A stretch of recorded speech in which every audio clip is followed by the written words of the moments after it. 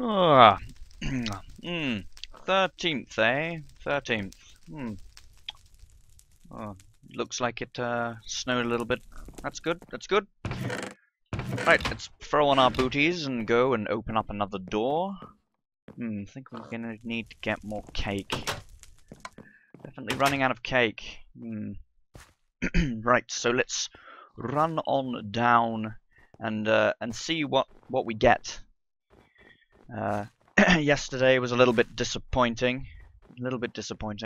But hopefully today, lucky number 13, right? Yeah? I mean, it is lucky number 13, right? I'm pretty sure it is. Let's go behind and open up the calendar. Open up the calendar door and see what we get, shall we?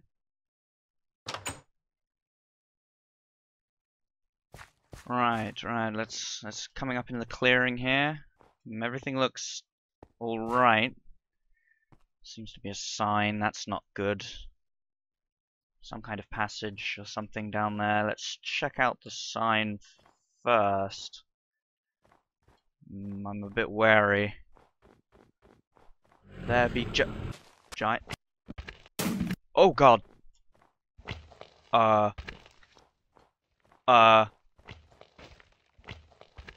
God. No.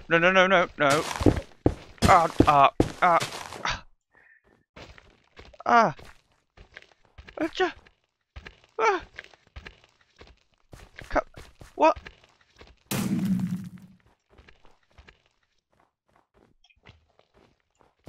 Oh my God. There is. There was a giant. Oh, what? It just trampled over everything. Huh. Well, I'll be.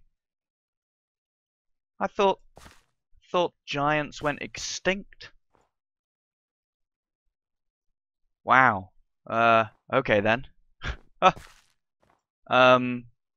Was that Hero?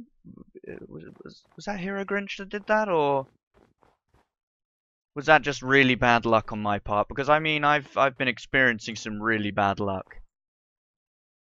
I don't even know what to say about that. Don't even know what to say. Speechless. So let's take a look behind the scenes at the series of events that transpired before your eyes. The mighty giant, an entity that's not in survival and has no intelligence whatsoever. It just exists in the game because it was implemented and then never taken out. Right, so how did I get all of this done? Well, it is pretty much just a series of events. Obviously, I'm summoning a giant behind this wall down here, and I'm making it move in this direction and look in this direction. I'm also having it destroy everything that's in its path. That's using a simple fill command that we'll get to. So as it moves across, it's destroying things.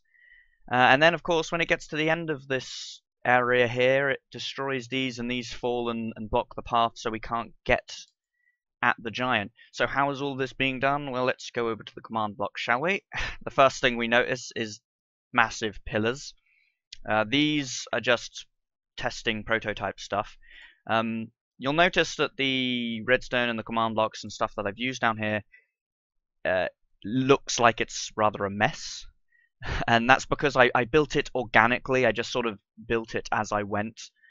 So it's not exactly the best for showing off the workings, but I'm going to try. So where should we start? Oh, where should we start? This is probably where we should start. No, that's test for things. Where do I actually test for me? That's testing for air. This will be testing for me. I know this one, will it? Yep, this is looking for me. So this is where we start. We're detecting for a sponge under us. And that sponge is all the way over here next to the sign over here, I think. Is it? Yeah, there we go. There's the sponge. That activates the whole thing. So when I come over here to read the sign, it detects that I'm on a sponge. And then it begins activating the crazy command block stuff that comes afterwards. So after it successfully detects that I have sponge, obviously this conditional command block goes off because this was successful, and it sets a redstone block here. The redstone block here summons the giant with the no AI and the rotation. The no AI is just so I can't push it. with my character. Otherwise, you can collide with its collision, and it's invulnerable, so when it goes through blocks, it doesn't suffocate. Then I'm playing an Ender Dragon Growl and a zombie ambient sound, so the zombie growl, and I play those simultaneously over each other. That's what makes the really deep sort of roar that you hear at the beginning. After that giant has been summoned, there's a little bit of delay, so we have a test for a giant, and then it's going into this comparator. If I actually click this now, oh, apparently the giant's still around. Let's kill the giant, shall we? I thought I had removed it. There we go. Kill the giant. There we go, that's turned that off. So what will happen is, because the giant has summoned, this will successfully complete its test for a giant, and then that redstone signal will come out, and after a second, so this is a little bit after the roar, it will activate both this command block and this conditional command block that's attached to this command block. And all these do is set a redstone block here and a full block here that completes this slow redstone clock. The redstone block going here will start the giant's movement, so it will start the teleportation, the slow wander in one unstoppable wander in a direction, and then this here is what destroys everything in front of that giant. And what it's doing is it's checking for an iron block underneath it.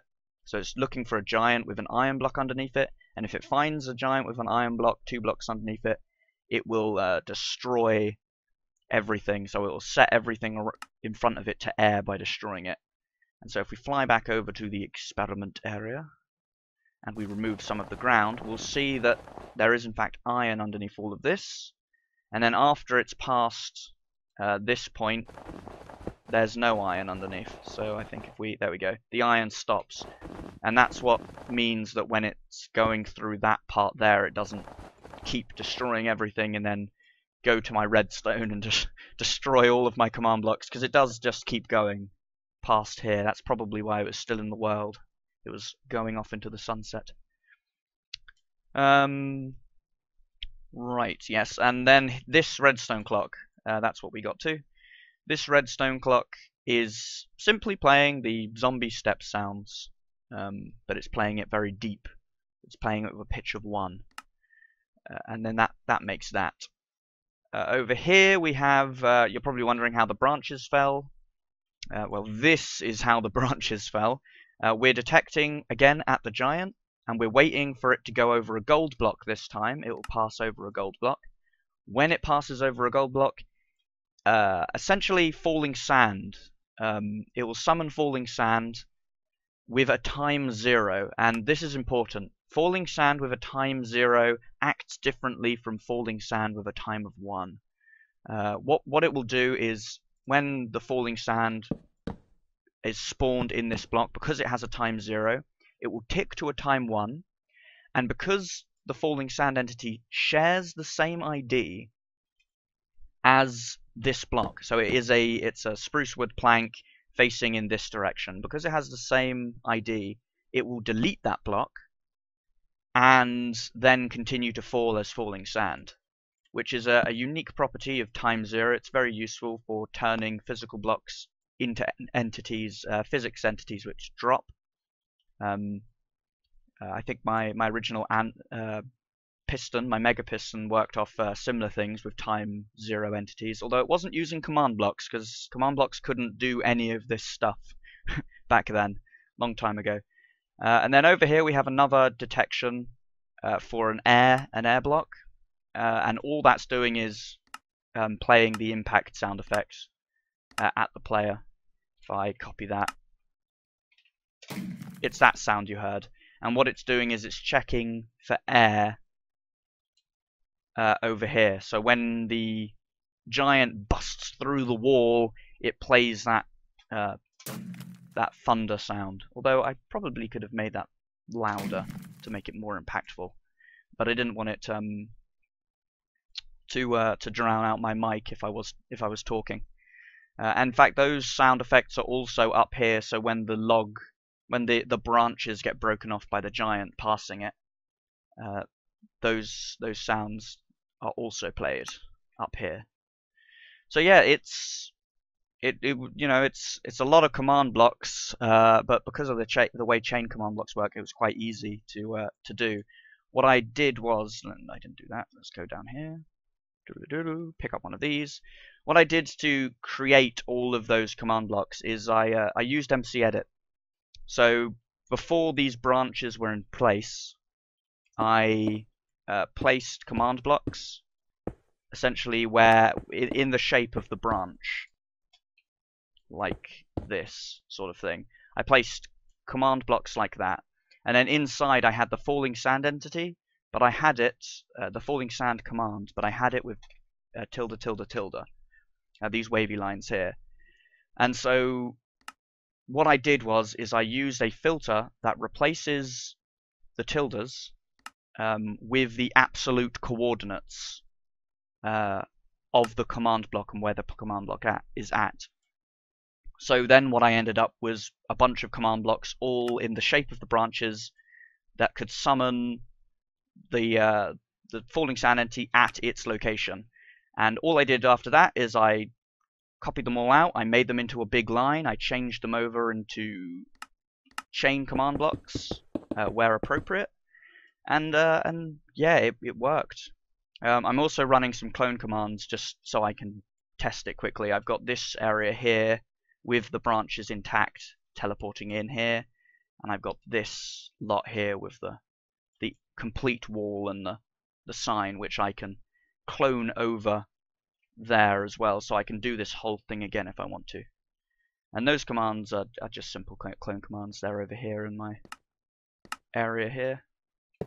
Placing that will reset the two areas, although they already were reset. So yeah, it was really fun getting the thing to work. It was nice figuring out an easy way of making falling sand walls. I thought that was quite flashy, quite cool, and it was fun working with a giant because I hadn't done that yet. So yeah, I hope you all enjoyed the episode. That's episode the 13th, so that's the 13th episode done. Tomorrow will be the 14th episode. So I hope you all enjoyed, and I'll see you guys next time. Bye.